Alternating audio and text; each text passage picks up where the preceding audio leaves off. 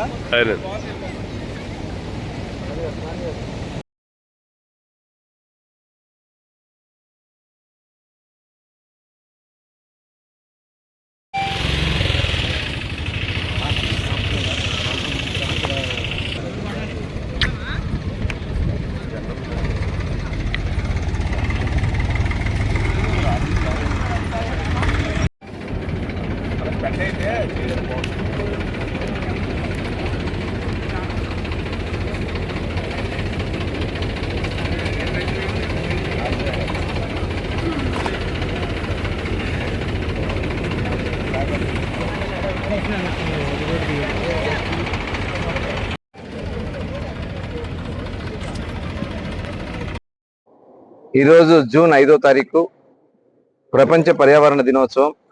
ఈ ప్రపంచ పర్యావరణ దినోత్సవానికి ప్రతి ఒక్కరు కూడా భాగస్వాములు కావాలి. ముఖ్యంగా పర్యావరణ సమతుల్యం పాటించిన కారణంగానే ఇవాళ అనేక సమస్యలు వస్తున్నాయి.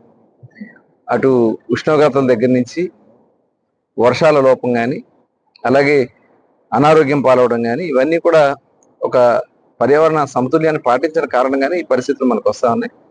అందుకనే గౌరవ ముఖ్యమంత్రి చంద్రబాబు నాయుడు గారు ఈరోజు అందరూ కూడా రాష్ట్రంలో పర్యావరణాన్ని కాపాడాల్సినటువంటి కార్యక్రమాలన్నీ కూడా చేపట్టమని ఆదేశించారు. దానిలో భాగంగా ఈరోజు మచిలీపట్నం మంగినపూడి బీచ్లో ఈరోజు ఇక్కడ ఈ ఎన్విరాన్మెంట్ క్లియరెన్స్ కోసం ఇక్కడ ఉన్నటువంటి చెత్త చెదారం అన్ని కూడా క్లీన్ చేయడం జరుగుతుంది. ఎందుకంటే ఇక్కడ పెద్ద ఎత్తున పర్యాటకులు వస్తూ ఉన్నారు. అలాగే ఇక్కడ కొంత ప్లాస్టిక్ కానీ వేరే వేస్ట్ అంతా కూడా ఇక్కడ వ్యర్థాలని కూడా వదిలేస్తా ఉన్నాను. నేను ఈ సందర్భంగా ప్రజలందరూ ఒకటే కోరుతా ఉన్నా, ఇవాళ మనం బ్రతకడానికి మనకి భూమి మీద మనం ఉంటాం, గాలి, కానీ సముద్రంలో ఉన్నటువంటి సముద్ర జాతులు ఇవాళ ఈ పర్యావరణ ఏదైతే మనం చేస్తున్నట్టు వ్యర్థాలన్నీ సముద్రంలో కలపడం వల్ల అక్కడ తీవ్రమైనటువంటి నష్టం జరుగుతాం. అది కనిపించిన నష్టం, అది భవిష్యత్ తరాలు ఎదుర్కోబోయే నష్టం. అందుకని ప్రతి ఒక్కరూ కూడా మన బీచెస్ని క్లీన్గా ఉంచుకోవాలి. వ్యర్థాలని అవసరమైతే శుద్ధి చేసి మాత్రమే కలపాలి తప్ప ఇవాళ పొల్యూషన్, ఎందుకంటే చాలా కంపెనీల నుంచి కానీ చాలా నుంచి కానీ వితౌట్ ట్రీట్మెంట్ చేయకుండా వాటిని వదిలేస్తా ఉన్నారు.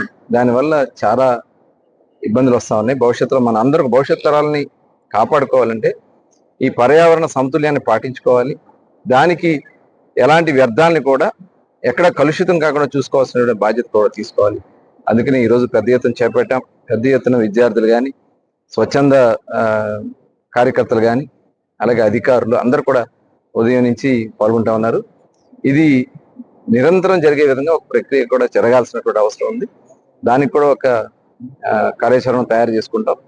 అలాగే అన్ని ప్రాంతాల్లో కూడా ప్రజలందరూ కూడా ప్రతి చోట కనీసం ఒక చెట్టన్నా నాటండి, లేదంటే అక్కడ ఉన్నటువంటి వ్యర్థాలన్నా దాన్ని తీసేసి దాన్ని రీసైకిల్ చేసే దానికోసమో, లేకపోతే అసలు యూజ్ చేయడానికి పనికిరాని వస్తువులను దయచేసి వాడొద్దని ఈ సందర్భంగా కోరుకుంటూ మరొకసారి ప్రజలందరికీ కూడా పర్యావరణ దినోత్సవ శుభాకాంక్షలు. సార్, కృష్ణా అప్పుడు గౌరవ ముఖ్యమంత్రి గారు కూడా రేపు జరగబోయే పుష్కరాలు అఖండ గోదావరి కుంభమేళా అవుతుంది. అది ఎందుకంటే పెద్ద ఎత్తున భక్తులు వస్తారు.